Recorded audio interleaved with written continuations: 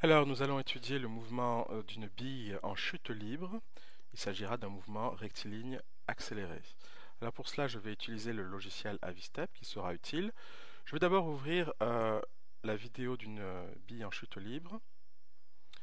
Alors tout d'abord, je vais procéder à l'étalonnage de la mesure. Pour cela, je vais utiliser cette icône. Je pointe sur les deux bouts de la règle et j'indique au logiciel que la longueur du segment est de 0,964 mètres.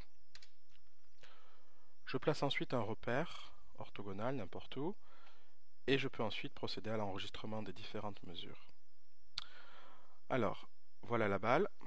Je clique sur la position numéro 1, sur la position numéro 2, etc. etc. Voilà.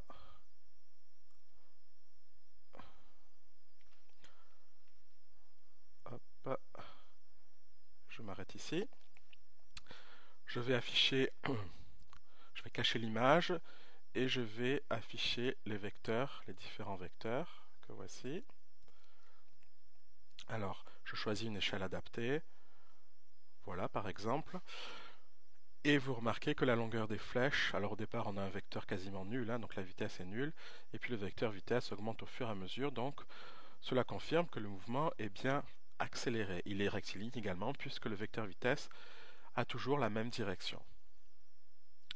Ensuite, je voudrais afficher donc les résultats.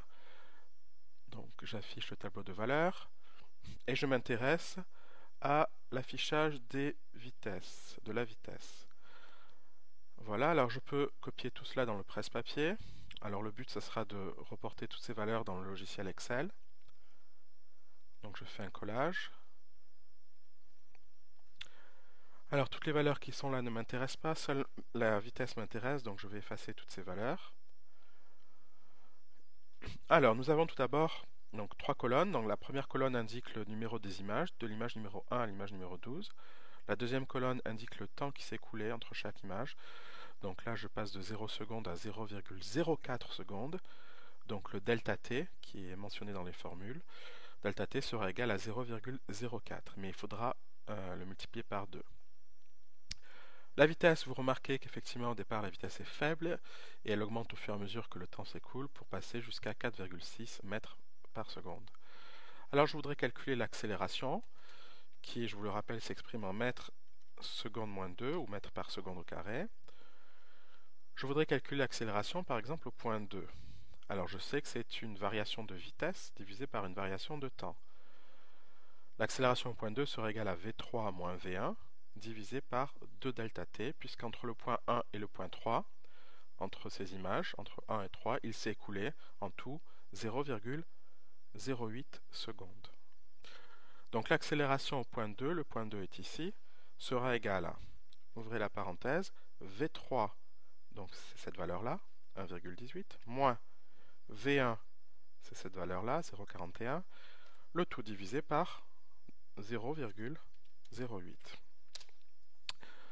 Alors je trouve une accélération de 9,6 mètres secondes moins 2 pour le point 2.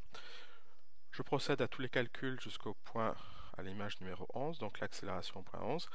Et je remarque que l'accélération est sensiblement égale pour chacun des images. Elle vaut 9,6 mètres secondes moins 2. Alors en réalité, si on faisait des mesures très précises, on se rendrait compte que l'accélération est proche de 9,8 mètres par seconde au carré, ce qui veut dire que chaque seconde qui s'écoule, la vitesse augmente de 9,8 mètres par seconde. Donc si au départ, par exemple, la vitesse est de 0 mètres par seconde, au bout d'une seconde, elle sera de 9,8 mètres par seconde. Au bout de 2 secondes, elle sera 2 fois plus grande, etc., etc.